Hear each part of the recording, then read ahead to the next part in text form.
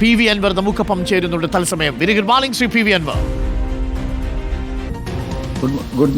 കേൾക്കാം. Good morning doctor Arun. Good morning. അങ്ങനെ കേട്ടു. അങ്ങനെ പോർക്കളം ഉണർന്നു. ഇന്നിപ്പോൾ സ്ഥാനാർത്ഥി പ്രഖ്യാപനം എത്തും. ചില സൂചനകളൊക്കെ വരുന്നുണ്ട്. ഞങ്ങൾ അടക്കം കൊടുത്തിരിക്കുന്ന വാർത്ത UDF സ്ഥാനാർത്ഥിയായി ആര്യാടൻ ഷൗക്കത്ത് അങ്ങയുടെ 2016-ലെയും 2021-ലെയും പ്രതിയോഗിയാണ് ഇത്തവണ മത്സരത്തിനിറങ്ങാൻ പോകുന്നത്. അങ്ങ് അവർക്കൊപ്പമുണ്ട് എന്നുള്ളതാണ് വലിയ ആത്മവിശ്വാസം UDF-നും. എന്താണ് നിലവിലെ സാഹചര്യം? അങ്ങ് ഇന്നലെ എറണാകുളത്ത് നിന്ന് നിലമ്പൂർ എത്തുമ്പോൾ നല്ല മഴയാണ്, ശക്തമായ മഴ. ഈ പറയുന്ന 19-ാം തീയതി വരെയുള്ള തെരഞ്ഞെടുപ്പ് നമുക്ക് ഈ യൂറോപ്പിലും അമേരിക്കയിലൊക്കെ ഉള്ള തെരഞ്ഞെടുപ്പ് പോലെ ഓൺലൈനും അതുപോലെ തന്നെ മാധ്യമങ്ങൾ വഴിയൊക്കെ ജനങ്ങളെ കമ്മ്യൂണിക്കേറ്റ് ചെയ്യേണ്ട ഒരു സ്ഥിതിവിശേഷം ഉണ്ടാവും. ആർക്കും വെയിൽ കൊള്ളേണ്ടി വരില്ല. ആ ഒരു ലാഭം ഒരുപാട് കാലത്തിന് ശേഷം കേരളത്തിലെ പൊതുപ്രവർത്തകർക്ക് കിട്ടണം. എല്ലാ തെരഞ്ഞെടുപ്പും നല്ല ചൂടിലാണ് ഉണ്ടാവുന്നത്. ഇത് ഒരു പെരുമഴയിൽ എങ്ങനെ തെരഞ്ഞെടുപ്പ് നടത്താം എന്നതിൻ്റെ ഒരു എക്സ്പീരിയൻസ് കൂടിയാകും ഈ തെരഞ്ഞെടുപ്പ്. ആ പെരുമഴയിൽ ചൂട് കുറയില്ലല്ലോ അല്ലേ പി വി അൻവർ? ഇല്ല, ചൂട് കുറയാൻ സാധ്യത വളരെ കുറവാണ്. ചൂട് കൂടിക്കൊണ്ടിരിക്കുകയല്ലേ. BJP സ്ഥാനാർത്ഥി ഇല്ലല്ലോ. ഞാൻ 2 മാസം മുമ്പ് മലപ്പുറം പ്രസ് ക്ലബ്ബിൽ നടത്തിയ പ്രസ് മീറ്റിൽ ഞാൻ കൃത്യമായി അന്ന് പറഞ്ഞതാണ്. BJP CPM ധാരണയെക്കുറിച്ച് അനവധി തവണ പറഞ്ഞതാണ്. RSS പോലീസ് ബാന്ധവത്തെക്കുറിച്ച് പറഞ്ഞതാണ്. അത് പച്ചയായി RSSും BJPയുമായി കൈകോർക്കുന്ന കാഴ്ച കേരളത്തിലെ 3.5 കോടി ജനങ്ങൾ നിലമ്പൂരിൽ കാണാൻ പോവുകയല്ലേ. വസ്തുതകള് core committee BJP core committee എടുത്ത ഇന്നലത്തെ തീരുമാനം നിലവിൽ സ്ഥാനാർത്ഥിയെ നിർത്തണ്ട എന്നുള്ളത് നേരത്തെ BJPയും CPMും ഉണ്ടാക്കിയ ധാരണയുടെ അടിസ്ഥാനത്തിലാണെന്നാണ് അങ്ങയുടെ ആരോപണം. ആരോപണമല്ല, അത് വസ്തുതയാണ്. അതിന്റെ ഭാഗമായിട്ടല്ലേ ബഹുമാനപ്പെട്ട വെള്ളാപ്പള്ളി നടേശൻ നിലമ്പൂരിൽ വരുന്നത്. ആരോഗ്യപരമായ പ്രശ്നമുണ്ടായി ആലപ്പുഴയിൽ നിന്ന് കൊച്ചിയിലേക്ക് പോലും യാത്ര ചെയ്യാൻ പ്രയാസം അനുഭവിക്കുന്ന ഒരു ഘട്ടത്തിൽ ഒരു സുപ്രഭാതത്തിൽ അദ്ദേഹം വന്നിട്ട് നിലമ്പൂരിൽ ഇറങ്ങുകയാണ്. പെട്ടെന്ന് വലിയ പ്രഖ്യാപനം നടത്തുകയാണ്. ജില്ല വലിയ വർഗീയവാദികളുടെ നാടാന്ന് പറയാണ്. ശ്വാസം മുട്ടി ജീവിക്കുന്ന പാവപ്പെട്ട അമുസ്ലിങ്ങളാണ് ഈ നാട്ടിലുള്ളതെന്ന് പറയാണ്. അത് കഴിഞ്ഞ് 2 ദിവസം കഴിഞ്ഞ് ആലപ്പുഴയിൽ ഒരാൾക്ക് എടുത്താൽ പൊങ്ങാൻ കഴിയാത്ത പുഷ്പത്തിൻ്റെ മാല ചാർത്തിക്കൊണ്ട് അതിനെ അടിവരയിടുന്നു പിണറായി വിജയൻ. ഇല്ലേ, ഇതൊക്കെ നടന്നുകൊണ്ടിരിക്കുകയല്ലേ. ഇതല്ലേ നാട്ടിലെ സ്ഥിതി. കമ്മ്യൂണിസ്റ്റ് പാർട്ടി എന്ന് പറയുന്ന പാർട്ടി രാഷ്ട്രീയാധിഷ്ഠിതമായി തിരഞ്ഞെടുപ്പുകളെ നേരിട്ടിരുന്ന കാലം മറഞ്ഞുപോയി. ജാതി സമവാക്യങ്ങൾ, മതസമവാക്യങ്ങൾ ഉപയോഗിച്ച് തെരഞ്ഞെടുപ്പിനെ എങ്ങനെ മറികടക്കാമെന്ന് ആലോചിക്കുന്നു, എങ്ങനെ ജയിക്കാമെന്ന് ആലോചിക്കുന്നു. നിലമ്പൂരിൽ പോലും UDF നിർത്തുന്ന സ്ഥാനാർത്ഥിയുടെ ജാതിയും മതവും മൈക്രോസ്കോപ്പ് വെച്ച് പരിശോധിച്ചുകൊണ്ടിരിക്കുകയാണ്. അവർ തീരുമാനിച്ചിട്ട് ഞങ്ങൾ തീരുമാനിക്കൂ എന്ന് പറയുന്നു. എന്താ സ്ഥിതി ഡോക്ടറൊക്കെ ഒന്ന് മനസ്സിലാക്കിയാൽ മതി. ഡോക്ടറൊന്നും ഇപ്പോൾ ചില കാര്യങ്ങൾ മനസ്സിലാക്കാതെ പോകുന്നു എനിക്ക് പലപ്പോഴും തോന്നിയിട്ടുണ്ട്. ഇല്ലില്ല ശ്രീ പി വി അൻവർ, വളരെ കൃത്യമായി നമ്മൾ ഗ്രൗണ്ട് റിയാലിറ്റിയിൽ നിന്ന് മനസ്സിലാക്കിയാൽ താങ്കൾ പറഞ്ഞതുപോലെ സ്ഥാനാർത്ഥിയെ നിർത്താതിരിക്കുന്നത് CPMന് ഇടതുപക്ഷത്തിന് ഗുണകരമാകും. BJP സ്ഥാനാർത്ഥിയെ നിർത്താതിരിക്കുന്നത് എന്ന നിലയിലേക്ക് കാര്യങ്ങൾ മാറിയിട്ടുണ്ടോ? അത് ഗ്രൗണ്ട് റിയാലിറ്റിയിൽ നിന്ന് നമുക്ക് മനസ്സിലാവൂ. കാരണം അവിടെ കഴിഞ്ഞ തവണ നിയമസഭയിൽ പരമാവധി നിയമസഭാ ചരിത്രത്തിൽ BJP നേടിയത് 12,000 വോട്ടാണ്. ലോക്സഭയിലേക്ക് എത്തിയാൽ അത് 17,000 വോട്ടാണ് BJP നിലമ്പൂർ മണ്ഡലത്തിൽ നിന്ന് നേടിയത്, K. സുരേന്ദ്രൻ. അപ്പോൾ ഒരു 10,000 വോട്ട് ഒണ്ണാൻ ആവറേജ് അവിടെയുണ്ട് BJPക്ക്. ആ വോട്ട് എങ്ങോട്ട് ഷിഫ്റ്റ് ചെയ്യുമെന്നാണ് പി വി അൻവർ കരുതുന്നത്? തീർച്ചയായിട്ടും അല്ല, കറകളഞ്ഞ 10,000 വോട്ട് BJPക്ക് നിലമ്പൂരിലുണ്ട് അക്കോർഡിംഗ് ടു മീ. അത് ഡോക്ടർ പറഞ്ഞതിനെ ഞാൻ അക്നോളജ് ചെയ്യാണ്, ഒരു തർക്കമില്ല. ആ 10,000 വോട്ടും CPMന് പോകും. എന്താ തർക്കം? ഞാൻ പറഞ്ഞ മുൻ സ്റ്റേറ്റ്മെൻറ്റുകൾ നിങ്ങൾ പരിശോധിക്കണം. അതായത് 10 സീറ്റ് BJP കേരളത്തിൽ താമര വിരിയും 26-ലെ തെരഞ്ഞെടുപ്പിൽ. 25 സീറ്റിൽ BJP ഡയറക്റ്റായിട്ട് CPMനെ സഹായിക്കും അധികാരത്തിലേക്ക് തിരിച്ചു വരാൻ. അതോടുകൂടി കോൺഗ്രസും UDFും തകരും എന്നാണ് BJPയുടെ കണക്കൂട്ടൽ.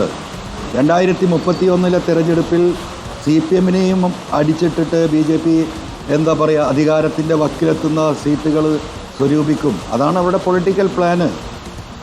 അതിനു വേണ്ടിയിട്ടാണല്ലോ ഇപ്പോൾ രാജീവ് ചന്ദ്രശേഖരനെ ഇവിടെ ഇറക്കിയത്. രാജീവ് ചന്ദ്രശേഖരനെ ഇറക്കിയത് പലരും BJPയുടെ തകർച്ചക്കായിട്ടാണ് വിലയിരുത്തപ്പെടുന്നത്. ഞാൻ അങ്ങനെയല്ല വിലയിരുത്തുന്നത്. അദ്ദേഹത്തെ പോലെയുള്ള ഒരു ബിസിനസ് കണ്ണുള്ള, നേക്കുള്ള, എന്നാൽ ഒരാളോടും വെറുപ്പില്ലാത്ത, എന്നാൽ BJPയിലെ സാധാരണക്കാരായ പ്രവർത്തകർക്ക് അക്കമഡേഷൻ കൊടുത്തുകൊണ്ട് അദ്ദേഹം എല്ലാവരെയും ബാലൻസ് ചെയ്ത് പോവുകയാണ്. അപ്പോൾ ആ പറയുന്ന രാജീവ് ചന്ദ്രശേഖരൻ്റെ പാർട്ടിയുടെ പൊളിറ്റിക്കൽ പ്രസിഡൻഷിപ്പ് പോലും പിണറായി വിജയനുമായിട്ടുള്ള കൂടിയാലോചനയുടെ ഭാഗമാണ് എന്ന് വിശ്വസിക്കുന്ന രാഷ്ട്രീയക്കാരനാണ് ഞാൻ. ശരി. കാരണം പഴയ തലമുറയും പിണറായി വിജയനുമായി യോജിച്ചെടുക്കാൻ ഒരുപാട് പ്രശ്നങ്ങളുണ്ട്. അതിനെ മറികടക്കാനുള്ള ഒരു തന്ത്രമായിട്ടാണ് ശ്രീ രാജീവ് ചന്ദ്രശേഖർ ഇവിടെ പാർട്ടി ലീഡറായി വന്നത് എന്ന് വിശ്വസിക്കുന്നവനാണ് ഞാൻ. അതിന്റെ ബാക്കി പത്രമാണ് നിലമ്പൂരിൽ കാണുന്നത്. അതിന്റെ ബാക്കി പത്രമാണ് കേരളത്തിൽ വരാൻ പോകുന്ന തെരഞ്ഞെടുപ്പിൽ കാണാൻ പോകുന്നത്. ശ്രീ പി വി അൻവർ, ആര്യാടൻ ഷൗക്കത്തിനാണ് കൂടുതൽ സാധ്യതയെന്ന് പറയുന്നു. തീർച്ചയായിട്ടും അത് കോൺഗ്രസ് ആണ് പ്രഖ്യാപിക്കേണ്ടത്. അത് പ്രഖ്യാപിക്കട്ടെ. ആര്യാടൻ ഷൗക്കത്താണ് നിർത്തുന്നതെങ്കിൽ മറിച്ചൊരു ക്രിസ്ത്യൻ സമുദായത്തിൽ നിന്നുള്ള സ്ഥാനാർത്ഥിയായിരിക്കും CPM കണ്ടെത്തുക. BJP അവിടെ സ്ഥാനാർത്ഥിയെ നിർത്താത്ത സാഹചര്യത്തിൽ അവിടെ ഉണ്ടാവുന്ന ഇക്വേഷൻസിൽ UDF ആശങ്കയുണ്ടോ ശ്രീ പി വി അൻവർ? ആശങ്കപ്പെടണമല്ലോ. ബുദ്ധിയും വിവരവും ഉണ്ടെങ്കിൽ നമ്മൾ ആശങ്കപ്പെടണ്ടേ? 10,000 വോട്ട് എന്ന് പറയുന്നത് ചില്ലറ വോട്ടാണോ? ആകെ 2,000-3,000 വോട്ടിൻ്റെ ബാലൻസിൽ നിൽക്കുന്ന ഒരു മണ്ഡലത്തിൽ N ബ്ലോക്കായിട്ട് ഒരു 10,000 വോട്ട്, അതിൻ്റെ ഒപ്പം വേറെയും വോട്ടുകളുണ്ട്. ഇതെല്ലാം കൂടെ ഒരു പെട്ടിയിലേക്ക് ചെന്നാൽ എന്താ സ്ഥിതി? ആശങ്ക തന്നെയാണ്, അത് തർക്കമൊന്നുമില്ല. UDF സ്ഥാനാർത്ഥി പ്രഖ്യാപനത്തിൽ ആലോചിക്കേണ്ടതുണ്ട് എന്നൊരു അഭിപ്രായം താങ്കൾക്കുണ്ടോ ശ്രീ പി വി അൻവർ? തീർച്ചയായിട്ടും കൃത്യമായി വിലയിരുത്തേണ്ടതുണ്ട്. ഇന്നത്തെ കഴിഞ്ഞ 2 ദിവസമായ രാഷ്ട്രീയ മാറ്റങ്ങളുടെ ചതുരംഗക്കളിയെ കൃത്യമായി കാൽക്കുലേറ്റ് ചെയ്യേണ്ടതുണ്ട്. അതെല്ലാം കാൽക്കുലേറ്റ് ചെയ്തുകൊണ്ട് വേണം ഒരു തീരുമാനമെടുക്കാൻ. അത് തീരുമാനമെടുക്കാനുള്ള ശേഷിയും പ്രാപ്തിയും യുക്തിയും UDFന്റെ ലീഡർഷിപ്പിനുണ്ടാകും എന്ന് തന്നെയാണ് ഞാൻ കരുതുന്നത്. നിലവിൽ നമ്മൾ മനസ്സിലാക്കിയിരിക്കുന്ന അനുസരിച്ച് ഹൈക്കമാൻഡിന് ഒരൊറ്റ പേരാണ് പോയിരിക്കുന്നത്, അത് ആര്യാടൻ ഷൗക്കത്തിൻ്റെ പേരാണ്. പക്ഷേ 2 ദിവസത്തെ രാഷ്ട്രീയ മാറ്റങ്ങൾ UDFന് ഒരുപക്ഷേ ഒരു പുനരാലോചനയ്ക്ക് വിധേയമാക്കുന്നുണ്ട്, അല്ലെങ്കിൽ പുനരാലോചന വേണ്ടിവരും എന്നാണോ ശ്രീ പി വി അൻവർ പറയുന്നത് ഈ പേരിൽ പോലും? അല്ല, പേരുകൾ തീരുമാനിക്കുന്നതിന് മുമ്പ് വസ്തുതകൾ കൂടി പഠിക്കട്ടെ. ഓരോ മണിക്കൂറിലും ഉണ്ടാകുന്ന രാഷ്ട്രീയ ചലനങ്ങൾ നിരീക്ഷിക്കേണ്ട കാലഘട്ടത്തിലാണ്. ഒരു സ്ഥാനാർത്ഥിയെ തീരുമാനിച്ച് പ്രഖ്യാപിച്ചു കഴിഞ്ഞാൽ അത് പിന്നെ ആ സ്ഥാനാർത്ഥിയുമായി മുന്നോട്ട് പോകുന്ന രാഷ്ട്രീയ സ്ഥിതിവിശേഷമാണ് ഉണ്ടാവുക. പിന്നീട് അതിൽ മാറ്റങ്ങൾ വരുത്തിയിട്ട് വലിയ പ്രത്യേകതയൊന്നുമില്ല, അതൊരു കോംപ്ലിക്കേറ്റഡ് പൊസിഷനിലേക്ക് പോകുന്ന അവസ്ഥയുണ്ടാവും. പിന്നെ അതിനെയും മറികടക്കണം. അതിന്റെ മുമ്പ് വിശാല മനസ്കതയോട് കൂടിയിട്ട് കാര്യങ്ങൾ കണ്ടറിയണം. കണ്ടുകൊണ്ടിരിക്കുന്ന പ്രേക്ഷകർക്ക് മനസ്സിലാവും. പി വി അൻവർ, ഒരു കാര്യം ഞാൻ സ്ട്രൈറ്റ് ആയിട്ട് ചോദിക്കുകയാണ്. ഇപ്പോൾ VS ജോയിയെ നിർത്തിയിരുന്നെങ്കിൽ ഒരുപക്ഷെ ഉണ്ടാകാമായിരുന്ന ഒരു കംഫർട്ട് ആര്യാടൻ ഷൗക്കത്തിനെ നിർത്തുമ്പോൾ നിലവിലത്തെ രാഷ്ട്രീയ സാഹചര്യത്തിൽ ആ കംഫർട്ട് നഷ്ടപ്പെടുന്നുണ്ടോ UDFന്? അത് കുറച്ചുകൂടി ഒന്ന് പോരാടേണ്ടി വരുന്നു, കുറച്ചുകൂടി ഒരു ടഫായി മാറുകയാണോ UDFന്? ഇല്ല, ഞാൻ VS ജോയി, ആര്യാടൻ ഷൗക്കത്ത് എന്നൊന്നും ഞാൻ പറയുന്നില്ല. ജോയി എന്ന പേര് ഞാൻ അന്ന് പറയാനുണ്ടായ സാഹചര്യം ഈ മലയോര മേഖലയിലെ വിഷയാധിഷ്ഠിതമായിട്ട് ആ മലയോര കർഷകരെ, കുടിയേറ്റ കർഷകരെ റെപ്രസെൻറ്റേറ്റ് ചെയ്യുന്ന ഒരു വ്യക്തി എന്ന നിലക്കും വയനാട് പാർലമെൻറ്റ് മണ്ഡലത്തിൽ ക്രിസ്ത്യൻ കമ്മ്യൂണിറ്റിക്ക് ഒരു MLA പോലുമില്ല എന്ന വലിയ പരാതി ഈ നാട്ടിൽ നിലനിൽക്കുന്നുണ്ടെന്ന് നിലക്കും ഈ ഇത്തരം വിഷയങ്ങൾ നേരിട്ട് അനുഭവിക്കുന്ന ഈ എന്താ പറയുക നിലമ്പൂരിലെ ഈ വന്യമൃഗശല്യത്തിൻ്റെ, ഞാൻ പറഞ്ഞ തുറന്നിട്ട മൃഗശാലയിലെ നടുക്ക് ജീവിക്കുന്ന ഒരു വ്യക്തി എന്ന നിലക്കും കുടിയേറ്റ മലയോര കർഷകരുടെ വിഷയങ്ങൾ സഭയിൽ അവതരിപ്പിക്കാൻ സ്വന്തം അനുഭവങ്ങൾ അദ്ദേഹത്തിന് ഉപകാരപ്പെടുമെന്ന് നിലക്കും അത് ആ മൊത്തം കമ്മ്യൂണിറ്റിക്ക് ഒരു ആശ്വാസം നൽകുമെന്ന നിലക്കും മാത്രമാണ് ഞാൻ ആ പേര് പറഞ്ഞത്. ഓക്കെ. അതിനുശേഷം വന്യമൃഗ പ്രശ്നം അതിലേറെ രൂക്ഷമായിട്ടാണ് നിൽക്കുന്നത്. അല്ലാതെ എനിക്ക് പ്രത്യേകിച്ച് ഈ പറയുന്ന ജോയിയോട് വ്യക്തിപരമായിട്ട് പ്രത്യേക മമതയോ ആര്യാടൻ ഷൗക്കത്തിനോട് പ്രത്യേകം വിരോധമോ ഒന്നും ആ വിഷയത്തിലില്ല. ആ രീതിയിലല്ല അതിനെ കാണേണ്ടത്. അതിന് വിശാലാർത്ഥത്തിൽ രാഷ്ട്രീയമായിട്ടുള്ള ഈ പറഞ്ഞതുപോലെ കഴിഞ്ഞ 48 മണിക്കൂറിൽ BJPയുടെ ഭാഗത്തുനിന്ന് വന്ന നീക്കമടക്കം സ്ഥാനാർത്ഥിയെ നിർത്തുന്നില്ല എന്നതടക്കം വന്നിരിക്കുന്ന ഇക്വേഷൻസ് പരിഗണിക്കുമ്പോൾ VV ജോയിയെ ആണ് നിൽക്കുന്നതെങ്കിൽ കുറച്ചുകൂടി അനായാസം UDFന് വിജയം സ്വന്തമാക്കാം. VS ജോയിയാണ് നിൽക്കുന്നതെങ്കിൽ അനായാസം നമുക്കത് സ്വന്തമാക്കാം. പക്ഷേ VS ജോയിക്ക് പകരം ആര്യാടൻ ഷൗക്കത്താണെങ്കിൽ വിജയിക്കും, പക്ഷേ അതത്ര അനായാസമായിരിക്കില്ല എന്നാണോ CPV അൻവർ കരുതുന്നത്? അല്ല, BJPയുടെ വോട്ട് N ബ്ലോക്കായിട്ട് അപ്പുറത്തേക്ക് പോകുമ്പോൾ അവിടെ ഷൗക്കത്തായാലും ജോയി ആയാലും അവിടെ മത്സരം വളരെ കടുത്തതാകും.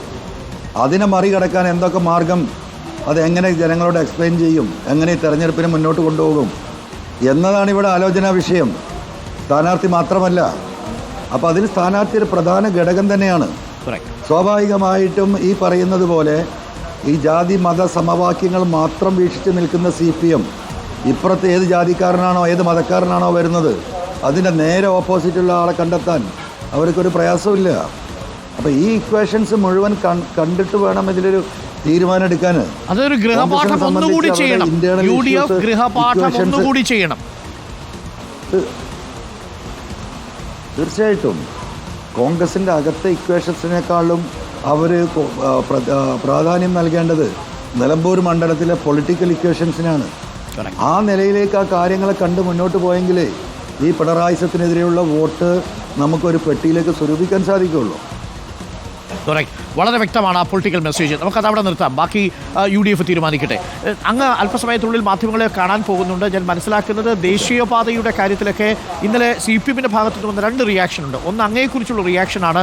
അങ്ങ് ഇടതുപക്ഷത്തെ ഒറ്റിപ്പോയ യൂദാസാണ് എന്നാണ് CPMൻ്റെ നിലപാട്. അങ്ങയോടുള്ളൊരു മടുപ്പ് മണ്ഡലത്തിൽ CPMന് ഗുണകരമാകുമെന്ന് CPM വിശ്വസിക്കുന്നു. 2000 കോടി രൂപയുടെ വികസന പദ്ധതികൾ ആ മണ്ഡലത്തിൽ കൊണ്ടുവന്നത് CPM ആണ്, അത് PV Anwar അല്ല എന്നതാണ് അവരുടെ ക്യാമ്പയിൻ. LDF തുടരും, നിലമ്പൂർ വളരുമത്രേ. തീർച്ചയായിട്ടും അതിന് ഈ പ്രസ് മീറ്റിൽ ഞാൻ പ്രധാനമായിട്ടും ആ കാര്യങ്ങൾ വിസ്തരിക്കപ്പെടുന്നുണ്ട് ഡോക്ടർ. അതുകൊണ്ട് നമ്മൾ സമയം ഈ വിഷയത്തിൽ കളയാതിരിക്കുന്നതായിരിക്കും അങ്ങേക്കും എനിക്കും നല്ലത്. 9 മണിയുടെ പ്രസ് മീറ്റിൽ ആ കാര്യങ്ങൾ കൂടി വളരെ വ്യക്തമായി വിശദീകരിക്കുന്നുണ്ട്. അങ്ങേ ഒറ്റുകാരൻ എന്ന് വിശേഷിപ്പിക്കുന്നുണ്ട് CPM. അതേസമയം മറുഭാഗത്ത് ഈ ദേശീയപാതയുടെ വികസനമാണ് മുന്നോട്ട് വയ്ക്കുന്നത്. അല്ല, ഇവിടെ ഒറ്റുകാരൻ ആരാണ് ജൂദാസ് ആരാണ് എന്നുള്ളത് നമുക്ക് വിസ്തരിക്കാം. അത് വളരെ വിശദമായി പറയേണ്ട കാര്യമാണ്. അത് പാവം ഗോവിന്ദൻ മാഷ്, എനിക്കിപ്പോഴും അദ്ദേഹത്തെ വലിയ ഇഷ്ടമാണ്. അതൊന്നും അദ്ദേഹത്തിന് മനസ്സുകൊണ്ട് പറയുന്നതല്ല, വായ കൊണ്ട് എഴുതി കൊടുക്കുന്നത്, മുഖ്യമന്ത്രിയുടെ ഓഫീസിൽ നിന്ന് എഴുതി കൊടുക്കുന്നത് പറയേണ്ട ഗതികേടിലാണല്ലോ പാർട്ടി സംസ്ഥാന സെക്രട്ടറി. അതിൻ്റെ ഭാഗമായി പറയുന്നതായിട്ട് ഞാൻ കാണുന്നുള്ളൂ. ഞാൻ ആ അർത്ഥത്തിൽ അതിനെ എടുക്കുന്നുള്ളൂ. ഒരിക്കലും ഞാൻ ജൂദാസ് അല്ല എന്നുള്ളത് ഏറ്റവും കൂടുതൽ അറിയുന്ന, ഞാൻ എന്തുകൊണ്ടാണ് ആ പ്രസ്ഥാനം വിട്ട് പോരേണ്ടി വന്നത്, ഞാൻ ഉന്നയിച്ച വിഷയങ്ങളുടെ കത്ത് നേരിട്ട് നൽകിയ വ്യക്തിയാണ് ഈ പറയുന്ന ഗോവിന്ദൻ മാഷ്. അദ്ദേഹത്തിന് എല്ലാ വസ്തുതകളും അറിയാം. അദ്ദേഹം ഏത് രീതിയിലാണ് ആ കാര്യത്തോട് എന്നോട് പ്രതികരിച്ചതെന്നും അദ്ദേഹത്തിന് അറിയാം. അപ്പോൾ അതൊക്കെ ഞാനും അത് വെളിവാക്കുന്നില്ല, അതൊരു ശരിയല്ലാത്തതുകൊണ്ട്. അപ്പോൾ സ്വാഭാവികമായിട്ടും അത് അദ്ദേഹത്തിൻ്റെ ഒരു വാക്കുകളായി നിങ്ങൾ കാണേണ്ട, അത് മുഖ്യമന്ത്രിയുടെ ഓഫീസിൻ്റെയും അരുമാൻ്റെയും വാക്കുകളായി കണ്ടാൽ മതി. ആരാണ് യഥാർത്ഥ ജൂദാസ് എന്നുള്ളത് നമുക്ക് പറയാം. Thank you PV Anwar. എന്തായാലും നമുക്ക് മാധ്യമങ്ങളെ കാണുന്ന സമയത്ത് കൂടുതൽ വിശദാംശങ്ങളിലേക്ക് എത്താം. Thank you PV Anwar. അങ്ങയുടെ വാക്കുകൾക്ക് ഈ സമയത്ത് എന്തായാലും നല്ല മഴക്കാലമാണ്. താങ്കൾ പറഞ്ഞതുപോലെ ചൂട് പിടിക്കും ഇത്തവണ നിലമ്പൂരിൽ തിരഞ്ഞെടുപ്പ്.